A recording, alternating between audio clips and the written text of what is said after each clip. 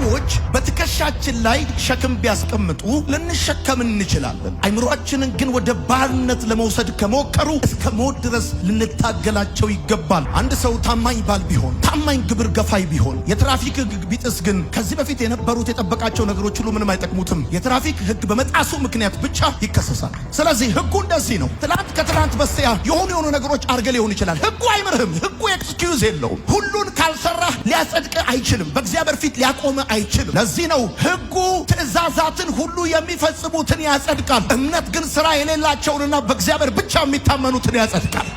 ማንም ቢሆን ወደ አንድ ነገር ሲጠጋ ከሌላ ነገር ይልቃል። አንድ ነገር ሲይዝ ሌላ ነገር ይለቃል። ሕግን ሲቀበሉ ጸጋን እየጣሉ ነው። ሕግንም ጸጋንም በአንድ እጅ መያዝ አይቻልም። አንዱን ለቅ አንዱን ትይዛለህ እንጂ ሁለቱንም ይዛለሁ ብሎ ነገር አይሰራም። ክርስቲያን ነኝ ተብሎ ከእግዚአብሔር ጋር አንድም ኢየሱስ በሰራው ሁለትም አንተ በምትሰራው ተቀባይነት ያለው ግንኙነት መሰረታለሁ ብሎ ማሰብ የክርስቶስን ጸጋ ዋጋ ቢስ ማድረግ ነው። በሕግ ለመስጠቅ የምትጥሩ ሰዎች ከክርስቶስ ተለይታችሁ ከጸጋ ርቃችኋል። ክርስቶስ ግማሽ እንዲሆንላችሁ ከፈለጋችሁ ሙሉ ነገር ነው እንጂ የምታጡት ክርስቶስ በእናንተ ሕይወት ውስጥ ግማሽ ሆኖ ሊኖር አይችልም። ሰዎች በራሳቸው ከታመኑ መስቀሉ፣ ሞቱ፣ ስቃዩ፣ ደሙ፣ ትንሣኤው ምንም አይጠቅማቸው። ከጌታ ከኢየሱስ ክርስቶስ ጋር ሁለት ሰዎች ግራና ቀኝ ተሰቅለው ነበረ። እነዚህ ሰዎች መካከል አንደኛው በክርስቶስ ኢየሱስ ታምኖ በሞቱ የዘላለም ሕይወት ሲያገኝ፣ ሌላኛው ግን በራሱ ታምኖ ሞቱ ምንም አልጠቀመውም። በራሳችሁ ከታመናችሁ ስራን መሰረት ያደረገ ግንኙነት ከእግዚአብሔር ጋር እንዲኖራችሁ እያላባችሁ ጥረት እያረጋችሁ ከሆነ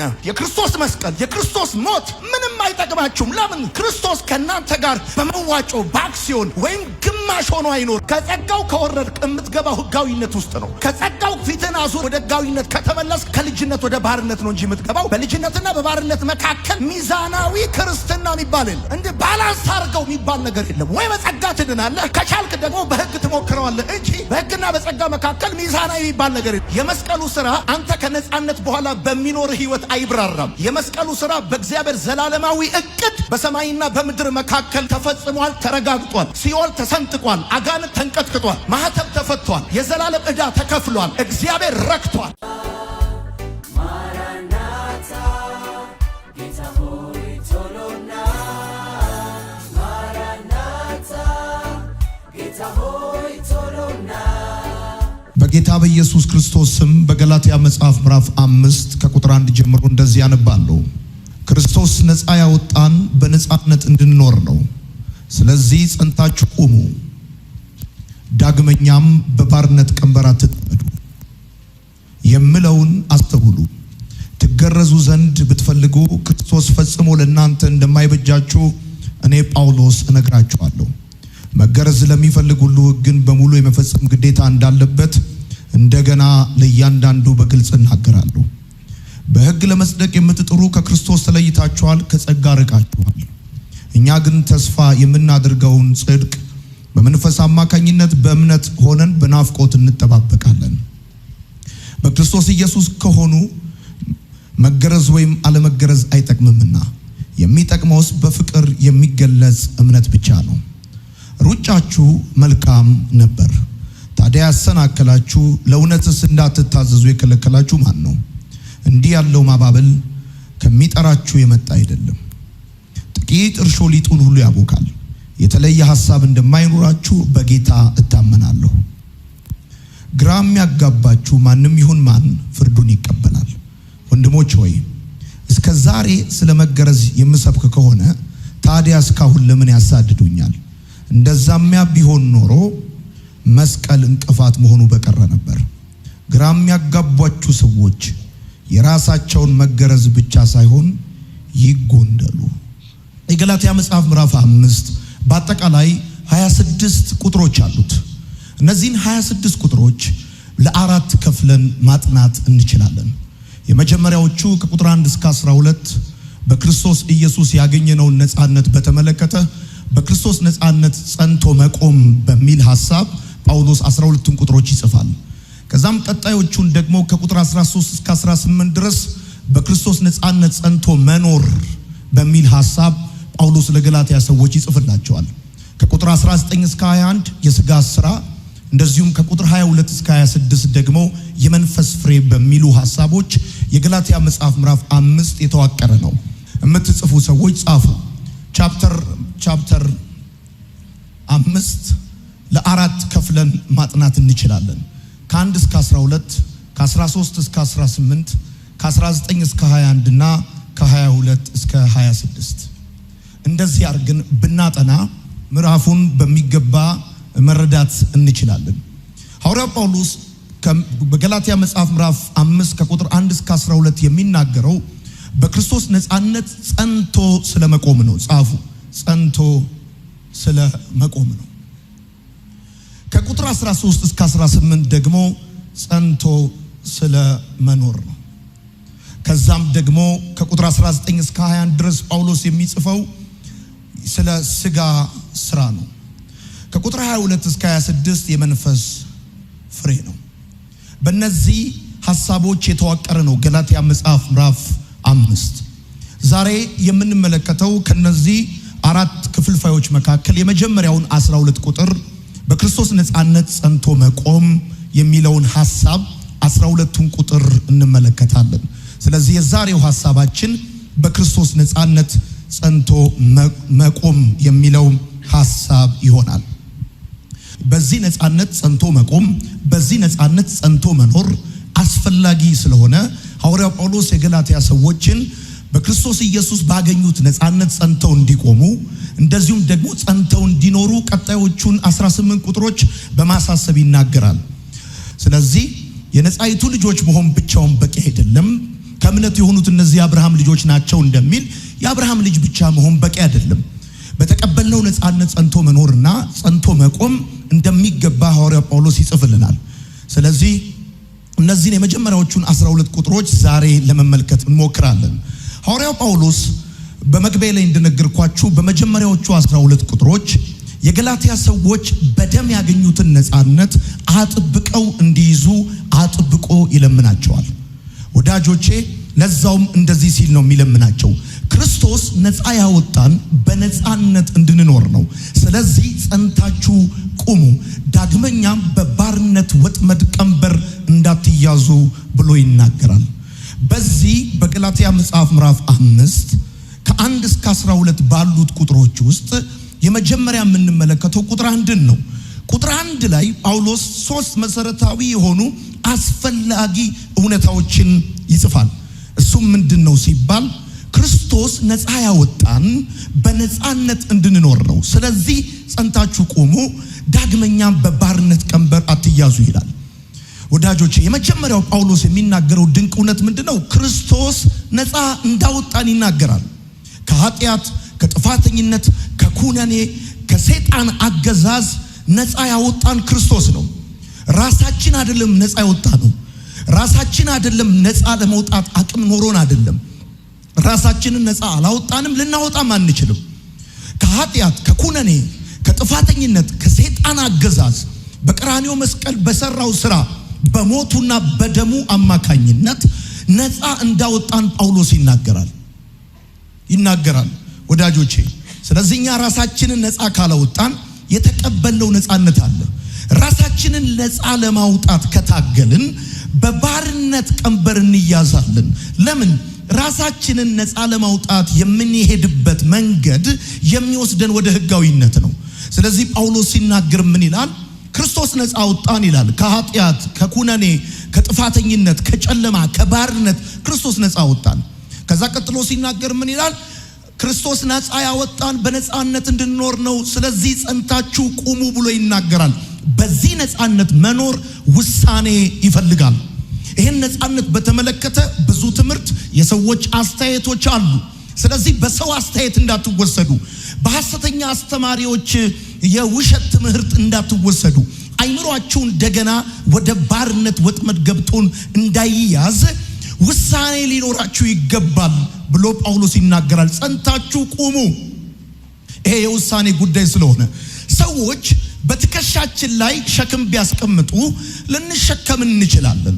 አይምሮአችንን ግን ወደ ባርነት ለመውሰድ ከሞከሩ እስከ ሞት ድረስ ልንታገላቸው ይገባል። ከአይሁድ የመጡ የአይሁድ አስተማሪዎች፣ ከኢየሩሳሌም የመጡ አስተማሪዎች በገላትያ ቤተክርስቲያናት ውስጥ ያደረጉት የገላትያ ቤተክርስቲያናት አማኞች በክርስቶስ ኢየሱስ አማካኝነት ያገኙትን ነፃነት ቀምተው ወደ ባርነት እንዲወርዱ፣ ከልጅነት ወደ ባርነት እንዲመጡ ያደረጓቸው ነው። ስለዚህ እንደምታስታውሱት ምዕራፍ 3 ላይም ትዝ ካላችሁ ልጆች ናችሁ፣ አካል ናችሁ፣ አንድ ናችሁ፣ ወራሾች ናችሁ ብሏል። ነገር ግን ሕጉ ምን ነበር ያደረገው? ከፋፍሎ ነበር። ሕጉ የመደብ ልዩነት አድርጎ ነበር። ወንድና ሴት ብሎ ነበር። አሕዛብና አይሁድ ብሎ ነበር። አሁን በክርስቶስ ኢየሱስ አማካኝነት ያ መደብ ያ ልዩነት ሁሉ ፈርሷል። ከዚህ በኋላ የቀረው ነገር ምንድነው? ትናንትና ከኃጢአት ከጥፋተኝነት ከኩነኔ ነፃ የወጡት በራሳቸው አይደለም፣ ክርስቶስ ነው ነፃ ያወጣቸው። ስለዚህ በዚህ ነፃነት ጸንቶ የመኖር ውሳኔ የነሱ እንጂ የጌታ አይደለም። ክርስቶስ ኃላፊነቱ ሰዎችን ከኃጢአት ባርነት ከኩነኔ ነፃ ማውጣት ነው እንጂ ነፃ ካወጣ በኋላ በዛ ነፃነቱ ጸንቶ የመቆም ጉዳይ ያንተ ድርሻ ነው እንጂ የሱ ድርሻ አይደለም። እመለሳለሁ ብለህ ካልክ ሉዘር የምትሆነው አንተ ነህ። እመለሳለሁ ብለህ ካልክ የመስቀሉን ስራ ፎልሲፋይ አታረገውም። የመስቀሉ ስራ አንተ ከነፃነት በኋላ በሚኖር ህይወት አይብራራም። የመስቀሉ ስራ በእግዚአብሔር ዘላለማዊ እቅድ በሰማይና በምድር መካከል ተፈጽሟል፣ ተረጋግጧል። ሲኦል ተሰንጥቋል፣ አጋንንት ተንቀጥቅጧል፣ ማህተም ተፈቷል፣ የዘላለም ዕዳ ተከፍሏል፣ እግዚአብሔር ረክቷል። ስለዚህ አንተ የሆነ ኮርነር ላይ ሆነ የምትኖረው ኑሮ የመስቀሉን ስራ አያብራራውም። ገብቷል? ያንተ ህይወት ለምሳሌ በተቀበልከው ነፃነት ጸንተ ከኖርክ የምትጠቀመው አንተ ነህ። አሁን በተቀበልከው ነፃነት ጸንቶ የመኖር ጉዳይ ውሳኔው ቁርጠኝነቱ ዲተርሚኔሽኑ ያንተ ነው እንጂ የማንም አይደለም። ስለዚህ ጳውሎስ ምን ይላል? ክርስቶስ ነፃ ያወጣን በነፃነት እንድንኖር ነው። በነፃነት ለመኖር ደግሞ ውሳኔ ያስፈልጋል። ከዛ ጳውሎስ እንደዚህ ይላል፣ ዳግመኛ በባርነት ቀንበር እንዳትያዙ፣ በባርነት ወጥመድ እንዳትያዙ ብሎ ይናገራል። ወዳጆቼ የአይሁድ አስተማሪዎች 613 ትእዛዛት አሏቸው። the main thing በገላትያ መጽሐፍ ጥናት ውስጥ የአገሬ ልጆች ጳውሎስ የሙሴን ሕግና ትእዛዛት እንዴት ነው የሚመለከተው የሚለውን ነገር ማወቅ ተገቢ ነው። ጳውሎስ የሙሴን ሕግና ትእዛዛት የሚመለከተው እንደ ባርነት ቀንበር ነው። ምክንያቱም የሙሴ ሕግ ከባርነት ጋር እንጂ ከነፃነት ጋር ምንም ተያያዥነት ኖሮት አያውቅም። እና ጳውሎስ የሙሴን ሕግ የሚያየው ከእግዚአብሔር ጋር ጽድቅና ተቀባይነት ለማግኘት የሚያስችል አቅም ያለው አድርጎ ሳይሆን የባርነት ቀንበር አድርጎ ነው የሚያየው። ስለዚህ ዳግመኛ በባርነት ቀንበር አትያዙ ማለት ከጸጋ ወደ ሕግ አትመለሱ፣ ከልጅነት ወደ ባርነት አትውረዱ። አሁን በክርስቶስ ኢየሱስ አማካኝነት ከኃጢአት ከጥፋተኝነት ከኩነኔ ነፃ ወጣችኋል። በራሳችሁ አይደለም ነፃ ያወጣችሁት፣ እሱ ነው ነፃ ያወጣችሁ። እናንተ ራሳችሁ ነፃ አላወጣችሁም፣ ልታወጡም አትችሉም።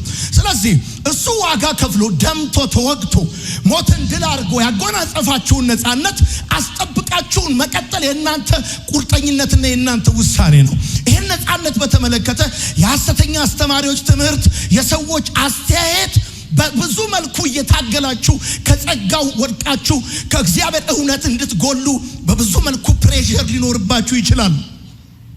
ነገር ግን ጸንታችሁ ቁሙ ብሎ ጳውሎስ ለገላትያ ሰዎች ምዕራፍ 5 ቁጥር 1 ላይ በዚህኛው አንደኛው ቁጥር ላይ ሶስት እውነት ነው የሚናገረው። አንደኛ ክርስቶስ ነፃ ወጣችሁ፣ ቀጥሎ ሲናገር ጸንታችሁ ቁሙ፣ ከዛ ዳግመኛ በባርነት ቀንበር እንዳትያዙ ብሎ እነዚህን ሶስቱን ሐሳቦች ጳውሎስ ይናገራል። በመቀጠል ሐዋርያ ጳውሎስ የሚናገረው የምትጽፉ ሰዎች ከቁጥር 2 እስከ 4 ያለው ሐሳብ ነው። ከቁጥር 2 እስከ 4 ጳውሎስ በገላትያ መጽሐፍ ምዕራፍ 5 ላይ የሚናገረው ሕግን የመከተልን አደጋ በተመለከተ ነው። ሰዎች ሕግን ሲከተሉ ምን አይነት አደጋ ሊያጋጥማቸው እንደሚችል ሐዋርያ ጳውሎስ በሶስቱ ቁጥሮች ላይ ይናገራል። ገላትያ መጽሐፍ ምዕራፍ 5 ከቁጥር 2 እስከ 4 የሚናገረው ሕግን የመከተል አደጋ ነው። ሰው ሕግን ተከትሎ ኮንሲኩዌንሱ የሚሆነው በረከት አይደለም፣ ነፃነት አይደለም፣ ጽድቅ አይደለም፣ ከእግዚአብሔር ጋር ተቀባይነት ያለው ግንኙነት አይደለም። ሰው ሕግን ሲከተል የሚያገኘው አደጋ ምን እንደሆነ ጳውሎስ እንዲህ ብሎ ይናገራል። ተመልከቱ ወደኔ ሁላችሁ የምለውን አስተውሉ ይላል ጳውሎስ። ልክ ቁጥር 2 ላይ ስትመጡ የምለውን አስተውሉ ብሎ ይናገራል። ከዛ ጳውሎስ የምለውን አስተውሉ ካለ በኋላ ሶስት መሰረታዊ ነገሮችን ይላል።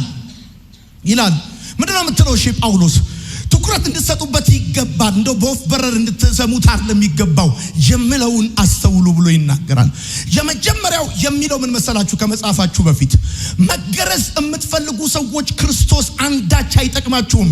ክርስቶስ አይበጃችሁም። መገረዝ ከሆነ የምትፈልጉት ወደ ሕግ መመለስ የምትፈልጉ ከሆነ ክርስቶስ በምንም መልኩ አይጠቅማችሁም።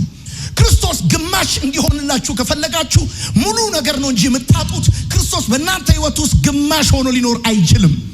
ስለዚህ የመጀመሪያው ምንድነው? መገረዝ ከፈለጋችሁ ክርስቶስ ምንም አይጠቅማችሁም ይላል። ሁለተኛው ደግሞ የሚለው እንደዚህ ነው። መገረዝ ከፈለጋችሁ ይላል። በተሻለ አማርኛ ስናገረው መገረዝ ከፈለጋችሁ የሙሴን ሕግ በሙሉ የመፈጸም ግዴታ አለባችሁ። በሶስተኛ ደረጃ ጳውሎስ የምለውን አስተውሉ ብሎ ሲናገር ምንድነው የሚለው ብላችሁ ስትሉ በሕግ ለመጽደቅ የምትጥሩ ሰዎች ብሎ ይናገርና ከክርስቶስ ተለይታችሁ ከጸጋ ርቃችኋል ይላል። ስለዚህ እነዚህ ሶስት ሐሳቦች ከሁለተኛው ቁጥር እስከ አራተኛው ቁጥር ይናገራል።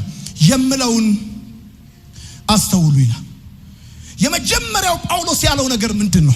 የመጀመሪያው ጳውሎስ ለገላትያ ሰዎች በዚህ ምዕራፍ ላይ ቁጥር 2 ላይ የሚናገረው ነገር ምንድነው? መገረዝ ከፈለጋችሁ ክርስቶስ አይበጃችሁም፣ ክርስቶስ አይጠቅማችሁም ይላል። ወዳጆቼ የገላትያ ሰዎች ኢየሱስን ጽድቃቸው አርገው ከማመን ይልቅ በራሳቸው እየታመኑ ነው። ስለዚህ ክርስቶስ ምንም አይጠቅማቸው። ሰዎች በራሳቸው ከታመኑ መስቀሉ፣ ሞቱ፣ ስቃዩ፣ ደሙ፣ ትንሳኤው ምንም አይጠቅማቸውም። ከጌታ ከኢየሱስ ክርስቶስ ጋር ሁለት ሰዎች ግራና ቀኝ ተሰቅለው ነበረ። እነዚህ ሰዎች መካከል አንደኛው በክርስቶስ ኢየሱስ ታምኖ በሞቱ የዘላለም ሕይወት ሲያገኝ፣ ሌላኛው ግን በራሱ ታምኖ ሞቱ ምንም አልጠቀመውም። በራሳችሁ ከታመናችሁ ስራን መሰረት ያደረገ ግንኙነት ከእግዚአብሔር ጋር እንዲኖራችሁ እያላባችሁ ጥረት እያደረጋችሁ ከሆነ የክርስቶስ መስቀል፣ የክርስቶስ ስቃይ፣ የክርስቶስ ደም፣ የክርስቶስ ሞት ምንም አይጠቅማችሁም። ለምን? ክርስቶስ ከእናንተ ጋር በመዋጮ በአክሲዮን ወይም ግማሽ ሆኖ አይኖርም። ክርስቶስ ግማሽ አካሌ ይሁን ብላችሁ ካላችሁ ሙሉ ነገር ነው እንጂ የምታጡት እንደዚህ ብሎ ነገር የለም ይላል ጳውሎስ። ምንም አይጠቅማችሁ፣ ምንም አይበጃችሁም። ዝም ብሎ ካላንደር ዘግቶ በዓል ከማክበር ባለፈ ምንም ይበጃችሁ ነገር የለም። ምክንያቱም እያላችሁ ያላችሁት ነገር እንደዚህ ነው። በክርስቶስ ኢየሱስ የመስቀል ስራ እግዚአብሔር 100% ታራቂነትን፣ ጽድቅን፣ ተቀባይነትን ከናንተ ጋር እንዳልመሰረተ ተሰምቷችሁ በክርስቶስ ኢየሱስ ስራ ላይ የጎደለ ነገር እንዳለ አስባችሁ እናንተ ለመሙላት የምትጥሩት ነገር ካለ ይሄ ያሳያለው ነገር ምንድነው?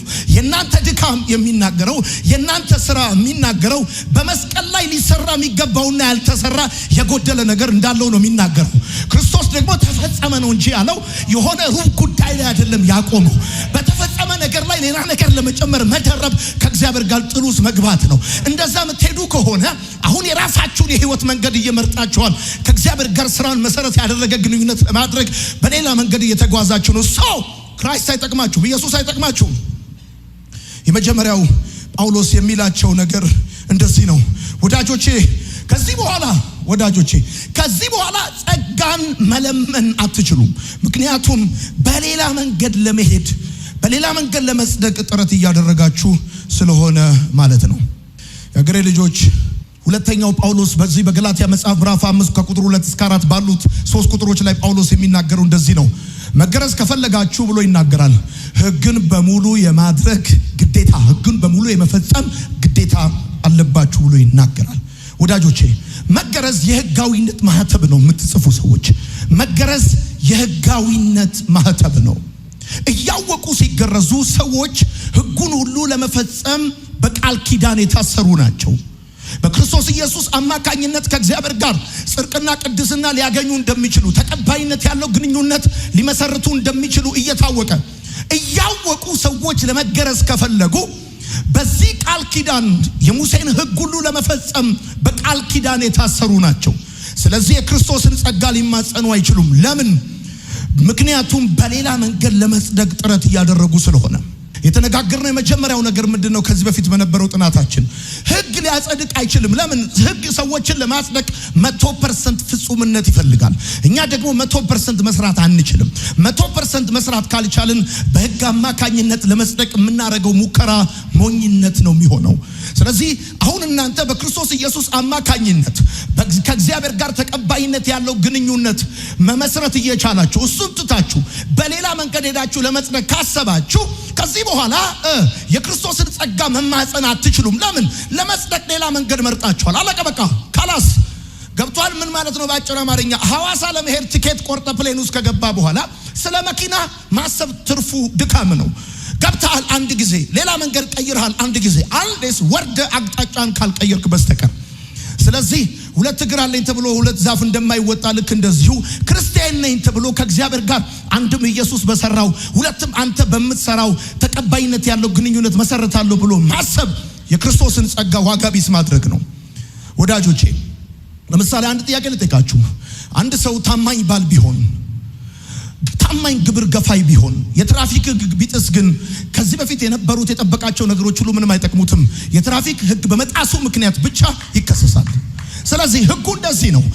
ከትላንት በስቲያ የሆኑ ነገሮች አርገ ሊሆን ይችላል። ሕጉ አይምርህም። ሕጉ ኤክስኪዩዝ የለውም። ሁሉን ካልሰራህ ሊያጸድቅ አይችልም። በእግዚአብሔር ፊት ሊያቆም አይችልም።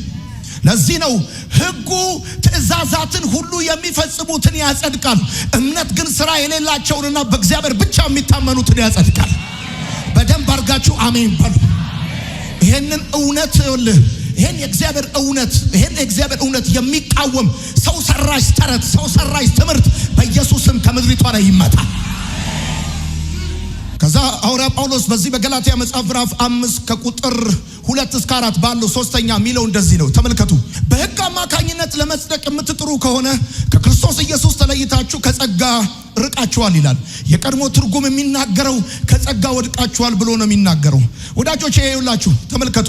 በሕግ አማካኝነት ለመጽደቅ ጥረት የምታደርጉ ከሆነ ከክርስቶስ ኢየሱስ ተለይታችሁ ከጸጋ ርቃችኋል ማለት ምን ማለት ነው? ማንም ቢሆን ወደ አንድ ነገር ሲጠጋ ከሌላ ነገር ይርቃል። አንድ ነገር ሲይዝ ሌላ ነገር ይለቃል። ስለዚህ እነዚህ ገላትያ አብያተ ክርስቲያናት አማኞች ወደ ሙሴ ሲጠጉ ከክርስቶስ እየራቁ ነው። ሕግን ሲቀበሉ ጸጋን እየጣሉ ነው። ሕግንም ጸጋንም በአንድ እጅ መያዝ አይቻልም። አንዱን ለቅ አንዱን ትይዛለህ እንጂ ሁለቱንም ይዛለሁ ብሎ ነገር አይሰራም። ሁለቱን አንድ ላይ ለማስኬድ መሞከር ዘይትና ውሃን መቀላቀል ነው። ስለዚህ ጳውሎስ እንደዚህ አለ፣ በሕግ አማካኝነት ለመጽደቅ የምትጥሩ ከሆነ ከክርስቶስ ኢየሱስ ተለይታችሁ ከጸጋ ርቃችኋል። ለምን? ወደ ሙሴ ስትቀርቡ ከክርስቶስ ትርቃላችሁ፣ ወደ ኢየሱስ ስትቀርቡ ከሙሴ ትርቃላችሁ። ጸጋውን ስትይዙ ሕጉን ትጥላላችሁ። ስለዚህ ይሄን መጠንቀቅ አለባችሁ ነው ጳውሎስ የሚለው። ይሄን ይላል። በነገራችን ላይ በዚህ ቦታ ከጸጋ ወድቃችኋል ማለት ምን ማለት መሰላችሁ? ከጸጋ ወድቃችኋል ማለት ክርስቶስን ክዳችኋል፣ ወይም በሌላ አማርኛ በዚህ አውድ ውስጥ ከጸጋ ወድቃችኋል ማለት በሕጋዊነት ስር ገብታችኋል ማለት ነው። በአጭር አማርኛ ወደ ሙሴ ስትቀርቡ ከኢየሱስ ትርቃላችሁ፣ ወደ ኢየሱስ ስትጠጉ ከሙሴ ትርቃላችሁ። የሙሴ ሕግ እኮ አሕዛብን ለይቶ በተለይም አሕዛብ የሆነ ኢየሩሳሌም ድረስ በግ ይዞ ቢሄድ፣ ዋኖስ ይዞ ቢሄድ፣ እርግብ ይዞ ቢሄድ ወደ መቅደሱ ውስጠኛው ክፍል እኮ አይገባም። የውጨኛው ግድግዳ ላይ እኮ ጽሑፍ ተጽፏል። አሕዛብ ወደ ውስጥ ከገባ ይገደላል። በአረማይክና በግሪክ እኮ ጽሑፍ ተጽፏል።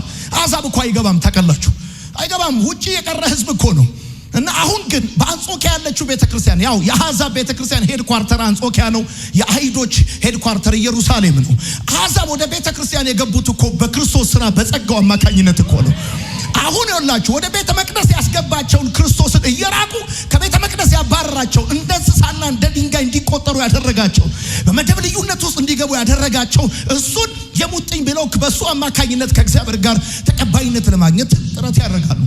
ጳውሎስ እንደዚህ ይላቸዋል፣ በሕግ አማካኝነት ለመጽደቅ የምትሹ ከሆነ የምትሞክሩ ከሆነ እንድታውቁ ይገባል። ከክርስቶስ ተለይታችኋል፣ ከጸጋ ርቃችኋል። ምን ማለት ነው? በሌላ አማርኛ ስራው እኮ ሕጉ እኮ ያለው እንደዚህ ነው። ስራን መሰረት ያደረገ ግንኙነት ኮዝ ኤንድ ኢፌክት ግንኙነት ከእግዚአብሔር ጋር እንዲኖራችሁ ማለት ነው። ወዳጆቼ አሁን ተመልከቱ፣ እያጠናን ያለ ነው አምስተኛው ምዕራፍ ነው። አምስተኛው ምዕራፍ ከ1 እስከ 12 ነው። ራሱ አንደኛው ቁጥር በክርስቶስ ነፃ አወጣን ነው። ከ2 እስከ 4 ሕግን የመከተል አደጋ ነው። 5 እስከ 6 እምነት ለሕጋዊነት የሰጠው ምላሽ ነው። ጻፉ።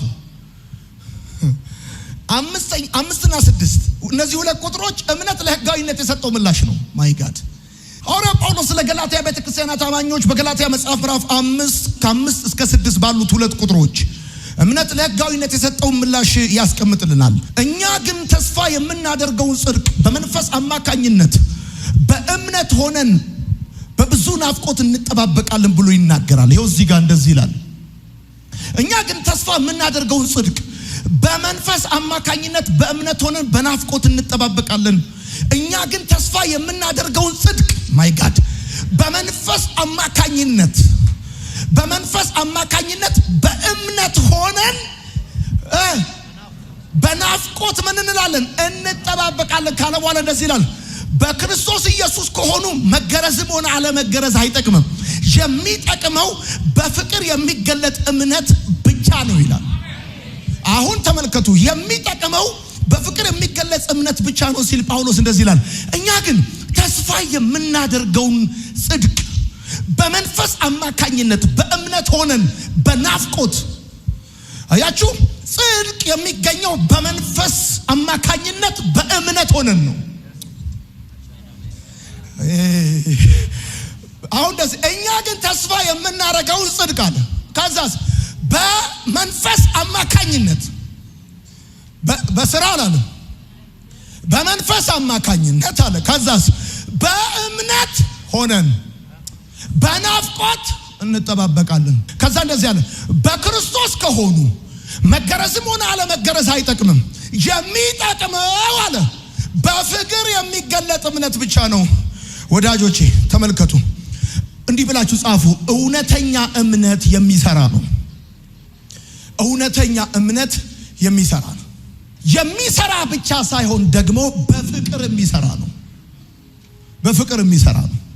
እውነተኛ እምነት የሚሰራ እምነት ነው። የሚሰራ ብቻ ሳይሆን ደግሞ በፍቅር የሚሰራ ነው። ባለፈው ሳምንት ስንነጋገር ምን ብለናል? ያዕቆብ አማኞችንና መልካም ስራን በተመለከተ ሲናገር እንደዚህ ይላል፣ ስራ የሌለው እምነት የሞተ ነው ይላል። ስራ የሌለው እምነት የሞተ ነው ይላል። ያዕቆብ አማኞችንና መልካም ስራን በተመለከተ ሲጽፍ እምነትና ስራን በተመለከተ ሲጽፍ እምነትን በሶስት መልኩ ነው የሚከፍለው። የመጀመሪያው የሞተ እምነት ነው። የሞተ እምነት ማለት ተግባርን በንግግር የተካ እምነት ነው። የሞተ እምነት ያላቸው ሰዎች የሚሉ ናቸው። የሚሉትን የማያውቁ አይደሉም፣ የሚሉትን የሚያውቁ ናቸው። እምነት አለኝ የሚል ነው፣ የሚናገር ነው፣ ቶክ ነው። ወክና ወርክ የሚባል ነገር የለውም። ከዛ ቀጠልና ያዕቆብ ሲናገር ምን ይላል? እምነቱ የሞተ ነው አለ። ከዛስ አጋንንት ያምናሉ አለ፣ ይንቀጠቀጡም አለ። ሁለተኛው የእምነት አይነት የአጋንንት እምነት ነው። የአጋንንት እምነት ከሞተ እምነት የሚለየው የአጋንንት እምነት ዕውቀት ብቻ ሳይሆን ስሜትንም ይጨምራል። አጋንንት ያምናሉ ብቻ ሳይሆን ይንቀጠቀጣሉ አለ። አጋንንት እግዚአብሔር እንዳለ ያምናሉ። አጋንንት ኢየሱስ ክርስቶስ መለኮት እንደሆነ ያምናሉ። የጥፋት ቦታ እንደተዘጋጀላቸው ያምናሉ። እንደዚሁም ክርስቶስ ፈራጅ እንደሆነ ያምናሉ። አጋንንት ያምናል ማለት ይሰራል ማለት አይደለም። ቀጥሎ ሶስተኛ ላይ አማኝና እምነትን ስራን በተመለከተ ያዕቆብ ሲናገር ምን ይላል? ሕያው እምነት የሚሰራን እምነት በተመለከተ ሲናገር የአብርሃምን እምነት ያመጣል። ሕያው እምነት የሚሰራ እምነት ዕውቀት ሲደመር ስሜት ሲደመር ፍቃድ ነው ብያቸዋለሁ። በአጭር አማርኛ አብርሃም የጸደቀው በስራና በእምነት ሳይሆን በሚሰራ እምነት ነው። በሚሰራ እምነት ነው። አሁን እንግዲህ ይኸውላችሁ ተመልከቱ። ገላትያ ላይ የቀጠቀጥካቸው የሕግ አስተማሪዎች ከገላትያ ላይ ስትቀጠቅጣቸው አፈግፍገው ሄደው ምሽግ የሚሰሩት ያዕቆብ ላይ ነው።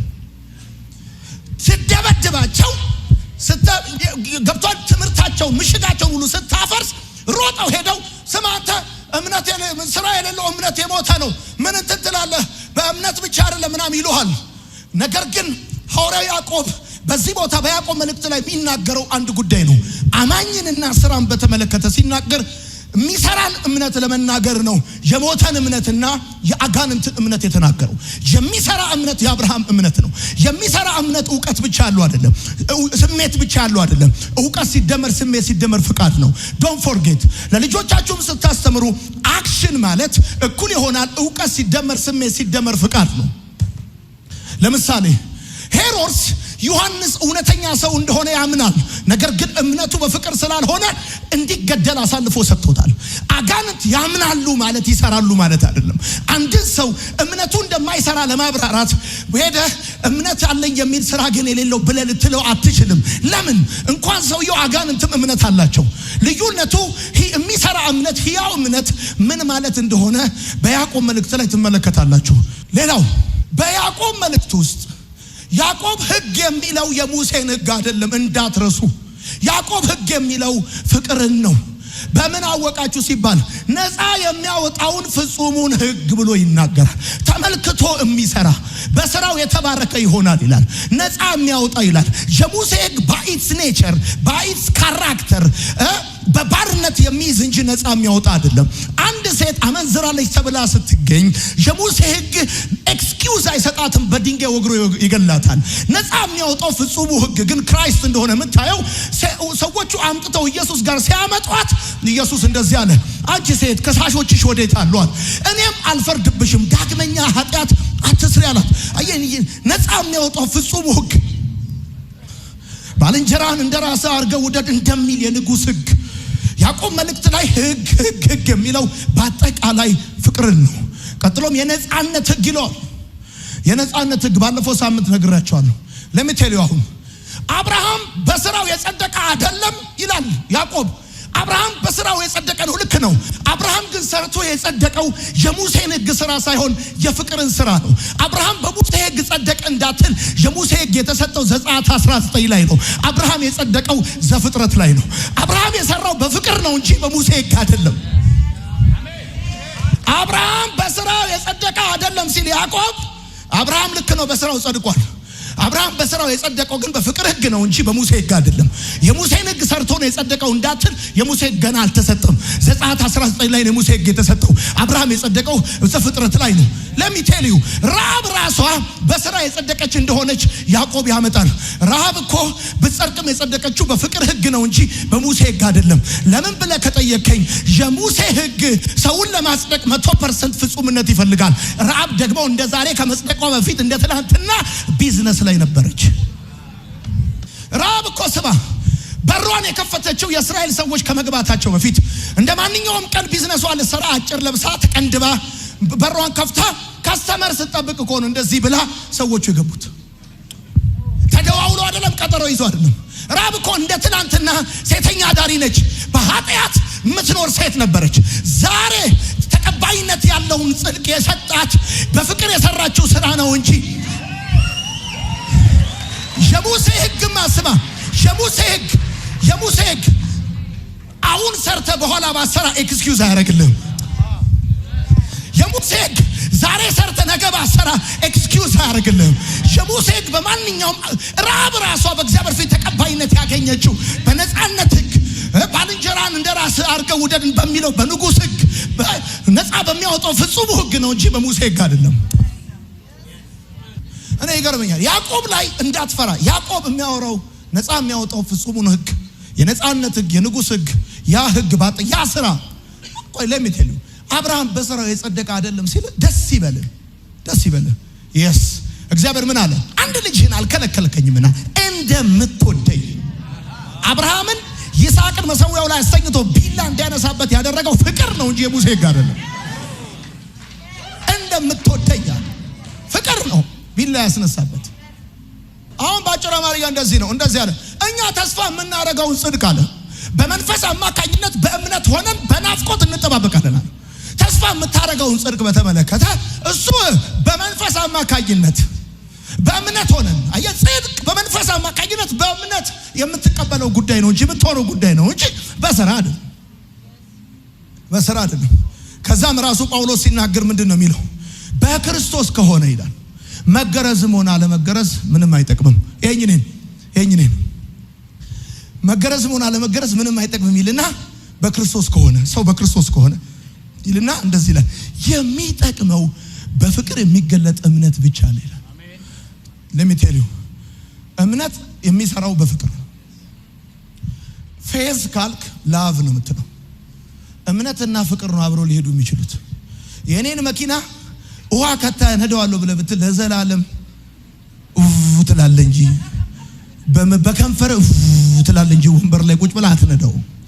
እምነት ሲጀመርም ወርክአውት የሚያደርገው በላፍ ነው፣ በፍቅር ነው። አብርሃም አመነ፣ እምነቱም ጽድቅ ሆኖ ተቆጠረለት።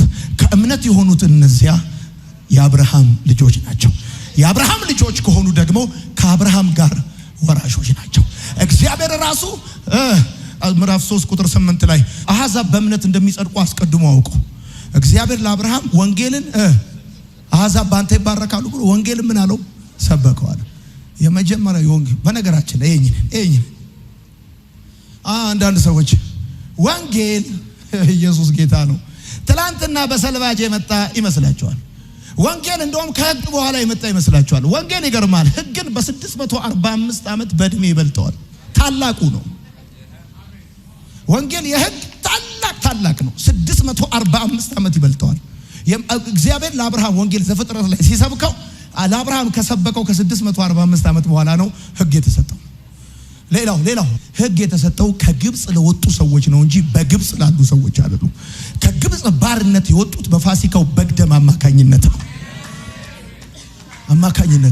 ከባርነት መውጣት፣ ከሞት መውጣት፣ ከኃጢአት ቀንበር፣ ከሰይጣን አገዛዝ መውጣት በደም ነው እንጂ በሥራ ሊመጣ አይችልም። ከዛ ቁጥር አሁን 2 እስከ 4 ከ5 እስከ 6 ከዛ አሁን ደግሞ ከ7 እስከ 12 ብላችሁ ጻፉ። ከ5 እስከ 6 እምነት ለሕጋዊነት የሰጠው ምላሽ ነው። ከ7 እስከ 12 የመጨረሻው ግጭት ነው። ጳውሎስ ከገላትያ ቤተክርስቲያናት ሰዎች ጋር የመጨረሻው ግጭት ያደርጋል። ከ7ኛው ቁጥር እስከ 12ኛው ቁጥር ያደርጋል። ሐዋርያው ጳውሎስ በገላትያ መጽሐፍ ምዕራፍ 5 ከ7ኛው ቁጥር እስከ 12ኛው ቁጥር የመጨረሻውን ግጭት ከገላትያ ቤተክርስቲያናት አማኞች ጋር ያደርጋል። ከ7ኛው ቁጥር እስከ 12ኛው እንደዚህ ይላል።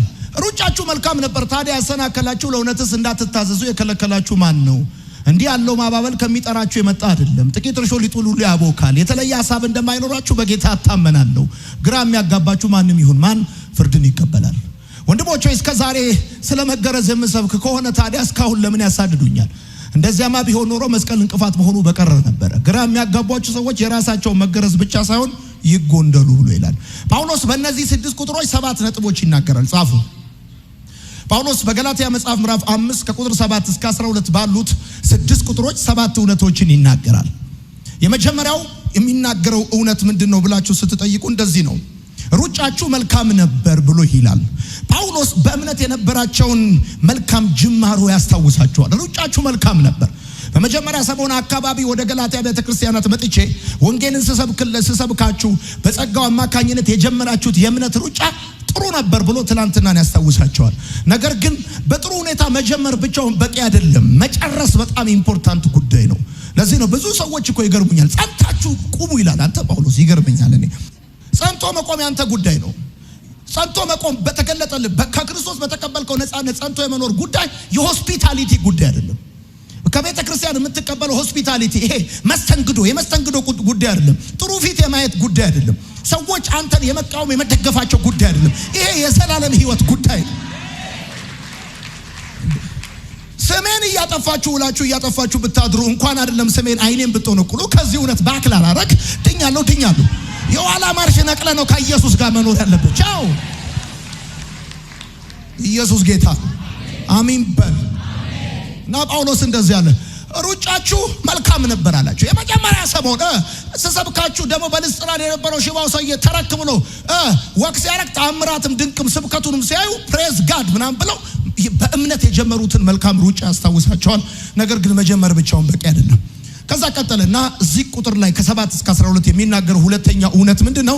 ለእውነት እንዳትታዘዙ ማን ከለከላችሁ ብሎ ይጠይቃቸዋል። ለእውነት እንዳትታዘዙ ማን ከለከላችሁ ብሎ ሲላቸው የውሸት ትምህርት ከክርስቶስ እንደማይመጣ ሊነግራቸው ፈልጎ ነው። ለእውነት እንዳትታዘዝ የሚያደርግህ መቼም የእውነት አምላክ አይደለም፣ የውሸት አምላክ ነው። ስለዚህ ነው ለእውነት እንዳትታዘዙ አላቸው። ስለዚህ እንዲህ አይነት የውሸት ትምህርት ከክርስቶስ እንደማይመጣ ይነግራቸዋል። ከዛ ቀጠለና በሶስተኛ ደረጃ የሚናገረው ጥልቅ ፖይንት ምንድነው? ጥቂት እርሾ ብሎ ጳውሎስ ይናገራል። ጳውሎስ ለገላትያ ቤተክርስቲያናት አማኞች እየተናገረ ያለውን ማስጠንቀቂያ ወደ ጓዳ ይዞት ይገባል። ወዳጆቼ በጳውሎስ አጻጻፍ መሰረት በጳውሎስ ትምህርት መሰረት የሕግ ትምህርት ልክ ሊጥ ውስጥ እንዳለ እርሾ ነው። ትንሽ ቆይቶ ክርስትናን ሙሉ በሙሉ ያበላሸዋል። ጥቂት የሚባል ሕግ የለም። የሕግ ትምህርት በሊጥ ውስጥ እንዳለ እርሾ ነው። ካላስ አለቀ። በአረብኛ በቃ ከጸጋው ከወረድክ የምትገባው ሕጋዊነት ውስጥ ነው። ከጸጋው ፊትን አዙረ ወደ ሕግን ወደ ሕጋዊነት ከተመለስክ ከልጅነት ወደ ባርነት ነው እንጂ የምትገባው በልጅነትና በባርነት መካከል ሚዛናዊ ክርስትና የሚባል የለም። እንደ ባላንስ አድርገው የሚባል ነገር የለም። ወይ በጸጋ ትድናለህ፣ ከቻልክ ደግሞ በሕግ ትሞክረዋለህ እንጂ በሕግና በጸጋ መካከል ሚዛናዊ የሚባል ነገር የለም። ጳውሎስ እንደዚህ አለ፣ ጥቂቱ እርሾ ሊጥን እንደሚያቦካ አለ። ይሄ ታውቃላችሁ፣ በአይሁድ አስተሳሰብ እርሾ የክፉ ተጽዕኖ ምሳሌ ነው። አይሁዶች እርሾን የሚጠቀሙት ለክፉ ተጽዕኖ ነው። ስለዚህ ሕጋዊነት ወይም የሕግ ትምህርት ልክ በሊጥ ውስጥ እንዳለ እርሾ ትንሽ ቆይቶ ክርስትናን ሙሉ በሙሉ ያበላሸዋል። እዛ ቀጥሎ ቁጥር 4 ደግሞ ጳውሎስ የሚና 7 እውነት ነው የሚናገሩ ብያቸዋለሁ። ቁጥር 4 እንደዚህ የሚለው የተለየ ሐሳብ እንደማይኖራችሁ በጌታ አታመናል ይላል። እና አይ ላቭ የሐዋርያው ጳውሎስን አጻጻፍ ወደዋለሁ። አይ ላቭ ሂም። የተለየ ሐሳብ እንደማይኖራችሁ በጌታ አታመናሉ ብሎ ሲላቸው ጳውሎስ ከገላትያ ቤተክርስቲያናት አማኞች ጋር የጀመረውን ፍጥጫ በአዎንታዊ መልኩ ለማርገብ እንደሚታመንባቸው ነው የሚነግራቸው።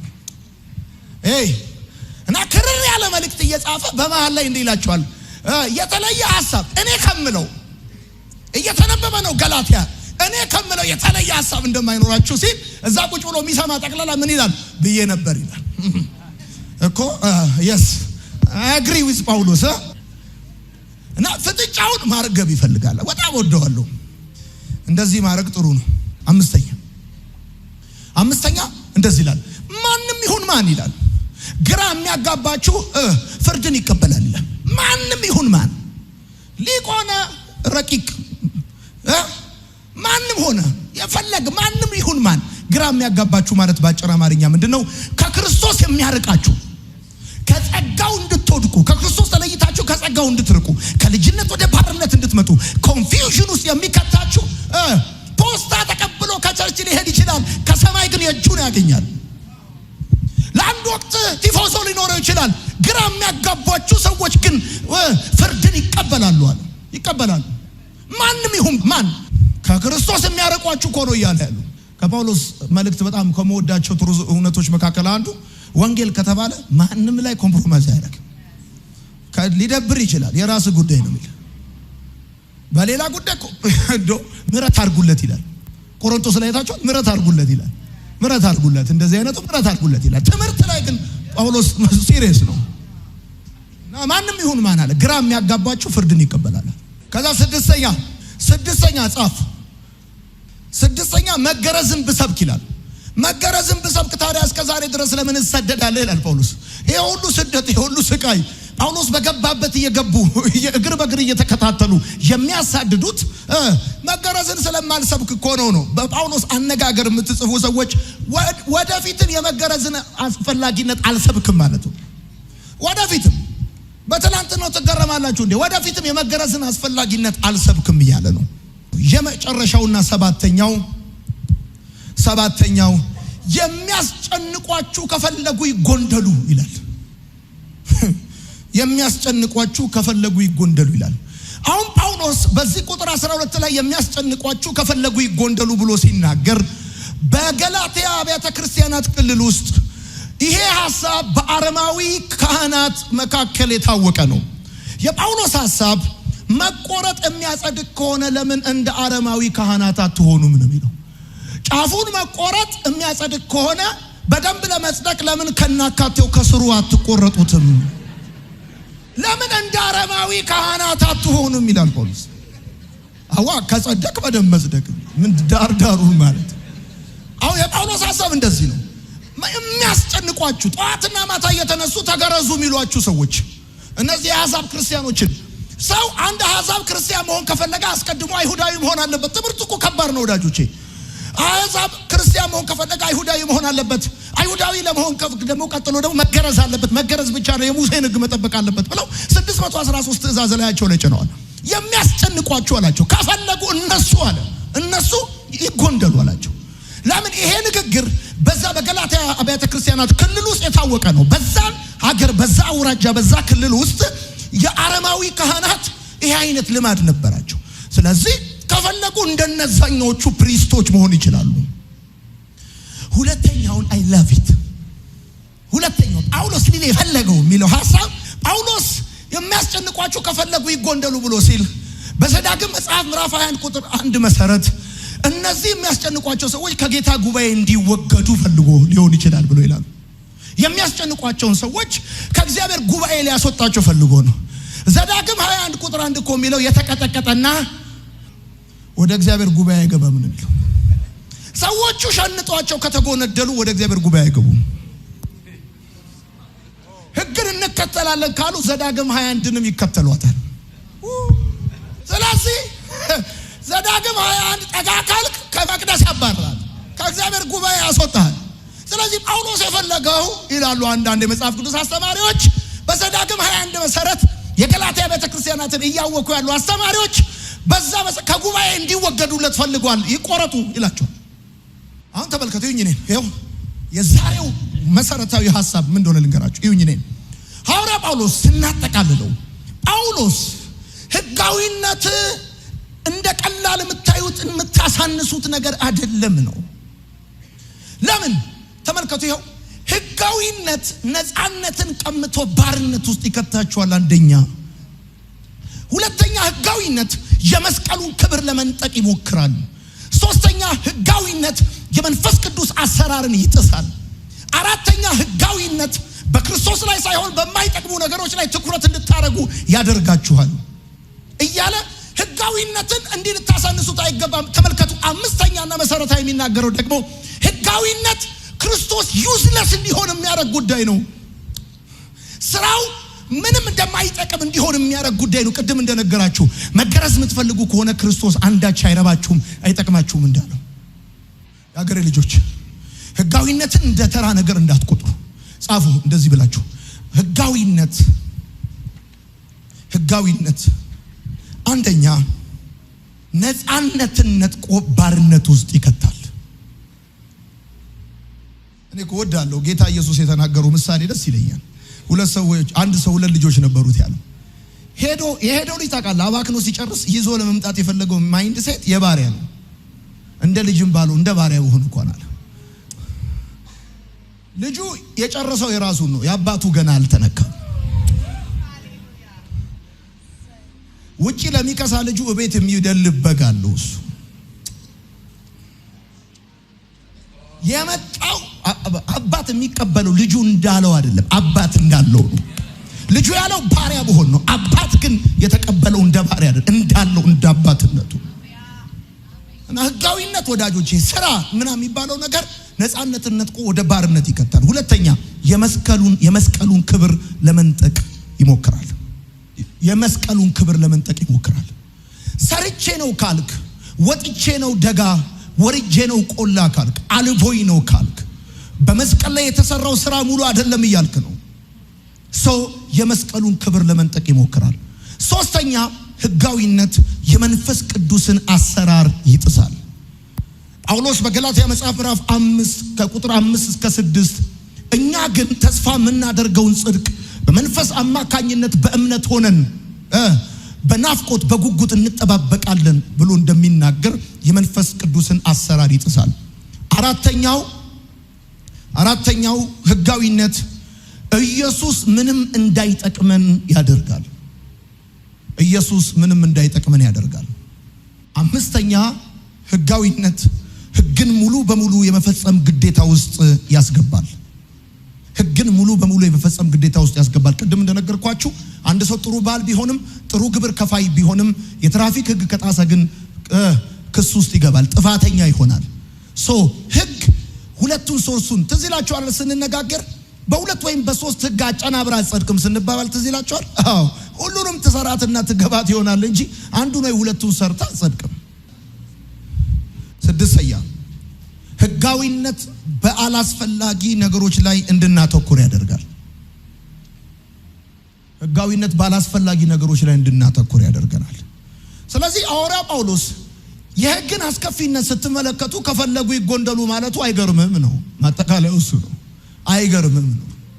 ሕግ እንደዚህ አስከፊ ከሆነ ይጎንደሉ የሚለው አይገርምም። የሚከፋው የሱ ይጎንደሉ የሚለው ሐሳብ ሳይሆን የነሱ ሕጋዊነት ነው። ሕጋዊነት ነው የነሱ። የአገሬ ልጆች ሰመራይዝ ላድርግ።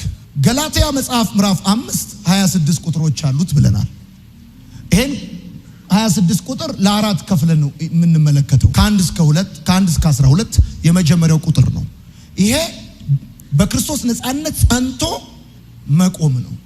በቃ ዛሬ ያየነው በክርስቶስ ነፃነት ጸንቶ መቆም ነው። ቀጥሎ ከ13ኛው እስከ 18ኛው ቁጥር ያለው በክርስቶስ ነፃነት ጸንቶ መኖር ነው። ከዛ ከቁጥር 19 እስከ 21 ያለው የሥጋ ስራ ነው። ከዛ ከ22 እስከ 26 ያለው የመንፈስ ፍሬ ነው። ከዛ እነዚህን 12 ቁጥሮች ደግሞ ስንነጋገር ምን አለን?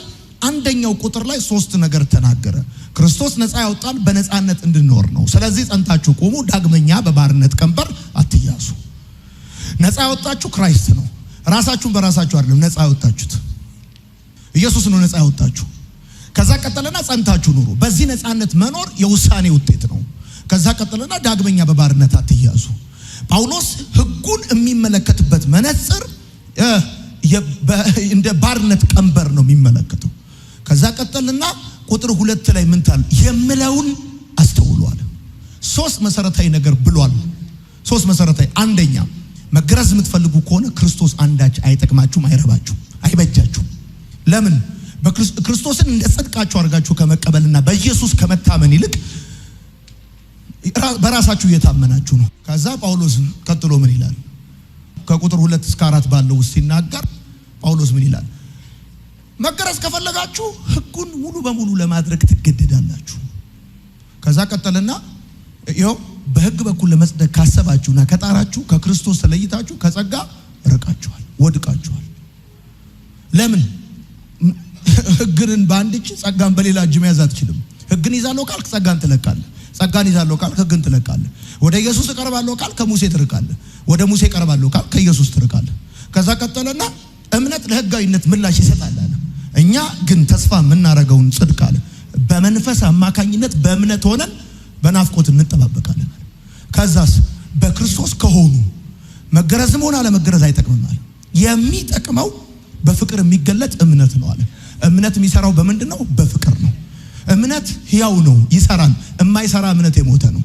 የሞተ እምነት ደግሞ እውቀት ያለው ብቻ ነው። ያዕቆብ ላይ ያለው ነው። አብርሃም የዳነው በእምነትና በስራ ሳይሆን በሚሰራ እምነት ነው። የአብርሃም እምነትም የሰራው የሙሴን ሕግ አይደለም፣ የፍቅርን ሕግ ነው። አብርሃም በሰራበት ዘመን ምን የለም? የሙሴ ሕግ የለም። ያጠና ነው ዛሬ እኮ ይሄንን ነው የለም። ከዛ ቀጠልና ምን አለ? ከ7 እስከ 12 እንደዚህ አለ። ሩጫችሁ መልካም ነበር አለ። መጀመሪያ ሰሞን አካባቢ በጣም አንደኛ ነበራችሁ። ከዛ ለእውነት እንዳትታዘዙ የከለከላችሁ ማን ነው? ከዛ ቀጠለና ጥቂቱ እርሾ አለ። ጥቂቱ እርሾ አለ። ሮሜ 8 አውጡና አንብበን እንጨርሳለን። ሮሜ 8 ቁጥር 1 ስለዚህ በክርስቶስ ኢየሱስ ያሉት አሁን ኩነኔ አይላቪት አሁን ኩነኔ የለባቸው። ነፃ ያወጣቸው ማን ነው? በማ ያሉት በክርስቶስ የለባቸውም። ምክንያቱም የሕይወት መንፈስ ሕግ በክርስቶስ ኢየሱስ ከኃጢአትና ከሞት ሕግ ነፃ።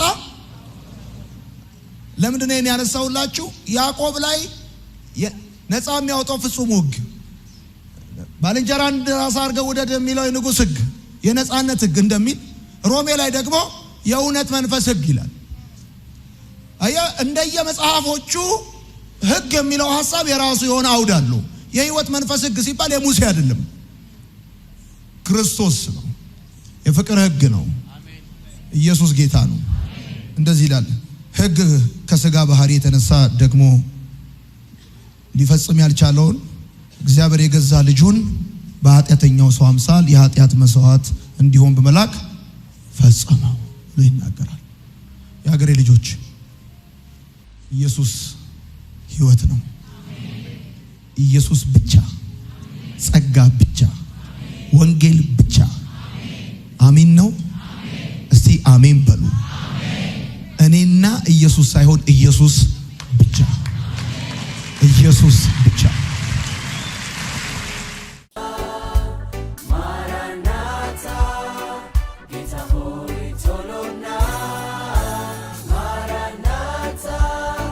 ጌታ ሆይ ቶሎና